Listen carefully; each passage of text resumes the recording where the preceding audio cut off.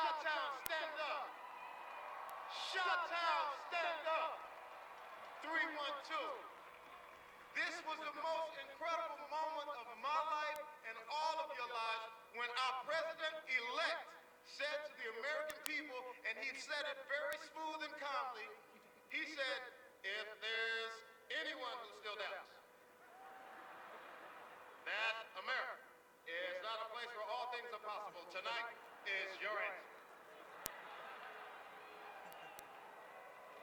It's the answer that led those who've been told for so long by so many to be cynical and fearful and doubt of what we can achieve, to put our hands on the arc of history and bend it once more towards the hope of a better day.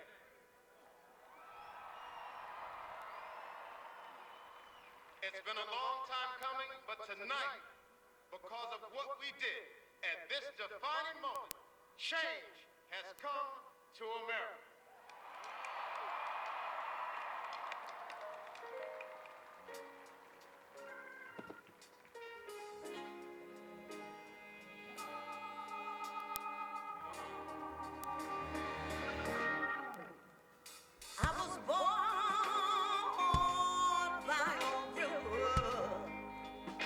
In a little bitty hotel, Lord, just like that river, I've been running here since.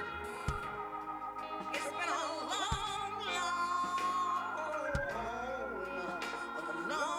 time coming, but I always believed that a change was gonna come.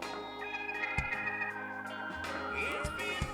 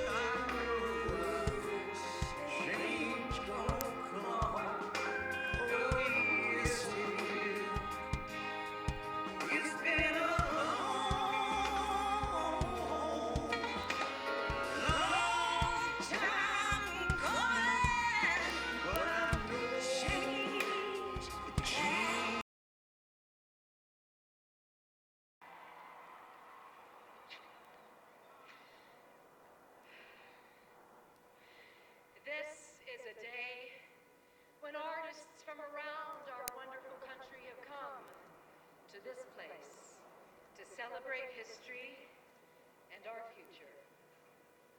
President Kennedy spoke of the role of the the artist at Amherst College in 1963. I see little of more importance to the future of our country and civilization than the full recognition of the place of the artist. If art is to nourish the roots of our culture, society must set the artist free to follow his vision wherever it takes him. Our great novelist, William Faulkner, when accepting the Nobel Prize, spoke of the artist's duty. It is his privilege to help man endure by lifting his heart, by reminding him of the courage and honor and hope, and pride and compassion and pity and sacrifice which have been the glory of his past. The poet's voice need not merely be the record of man. It can be one of the props, the pillars, to help him endure and prevail.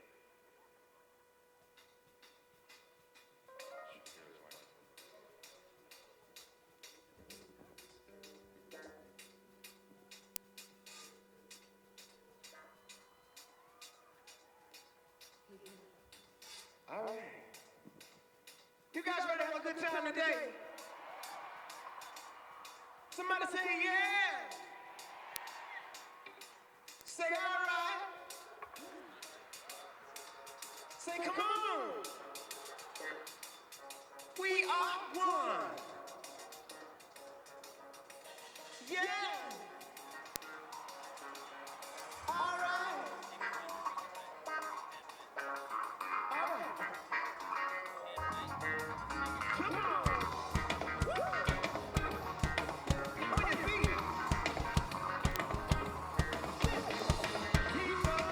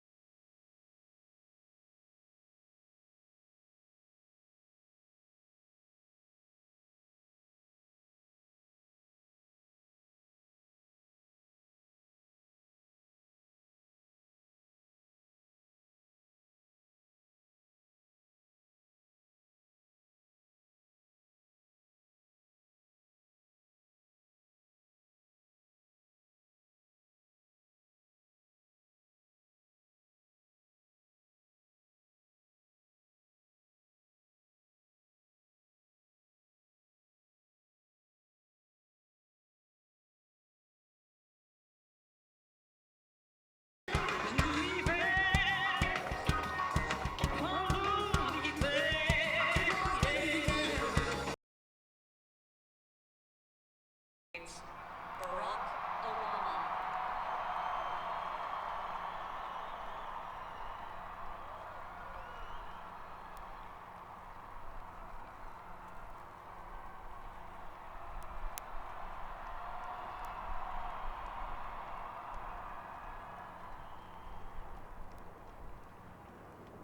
Hello, America. I want to thank all the speakers and performers today for reminding us through song and through words just what it is that we love about America. I want to thank all of you for braving the cold and the crowds and traveling, in some cases, thousands of miles to join us here today. Welcome to Washington, and welcome to this celebration of American renewal. In the course of our history, only a handful of generations have been asked to confront challenges as serious as the ones we face right now. Our nation is at war. Our economy is in crisis. Millions of Americans are losing their jobs and their homes. They're worried about how they'll afford college for their kids or pay the stack of bills on their kitchen table. And most of all, they are anxious and uncertain about the future, about whether this generation of Americans will be able to pass on what's best about this country to our children and their children. I won't pretend that meeting any one of these challenges will be easy. It will take more than a month or a year, and it will likely take many. Along the way, there will be setbacks and false starts, and days that test our resolve as a nation. But despite all this, despite the enormity of the task that lies ahead, I stand here today as hopeful as ever that the United States of America will endure, that it will prevail, that the dream of our founders will live on in our time.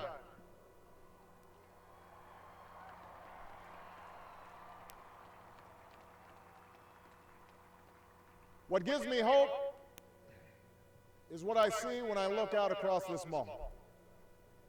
For in these monuments are chiseled those unlikely stories that affirm our unyielding faith. A faith that anything is possible in America. Rising before us stands a memorial to a man who led a small band of farmers and shopkeepers in revolution against the army of an empire, all for the sake of an idea. On the ground below is a tribute to a generation that withstood war and depression. Men and women like my grandparents who toiled on bomber assembly lines and marched across Europe to free the world from tyranny's grasp. Directly in front of us is a pool that still reflects the dream of a king and the glory of a people who marched and bled so that their children might be judged by their character's content. And behind me, watching over the union he saved, sits the man who in so many ways made this day possible. And yet, as I stand here today, what gives me the greatest hope of all is not the stone and marble that surrounds us, but what fills the spaces in between. It is you, Americans of every race and region and station, who came here because you believe in what this country can be and because you want to help us get there.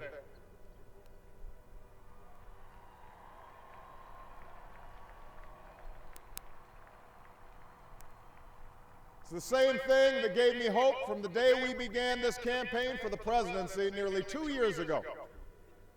A belief that if we could just recognize ourselves in one another, bring everybody together, Democrats, Republicans, Independents, Latino, Asian, and Native American, black and white, gay and straight, disabled and not, then not only would we restore hope and opportunity in places that yearn for both, but maybe, just maybe, we might perfect our union in the process. This is what I believed, but you made this belief real. You proved once more that people who love this country can change it.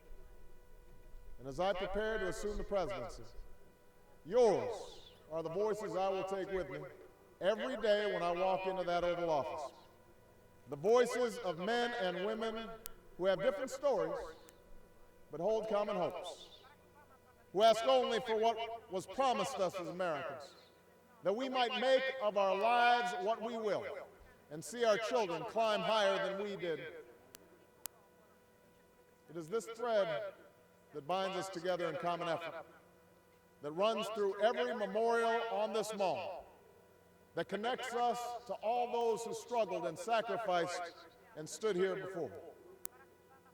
It is how this nation has overcome the greatest differences and the longest odds, because there is no obstacle that can stand in the way of millions of voices calling for change.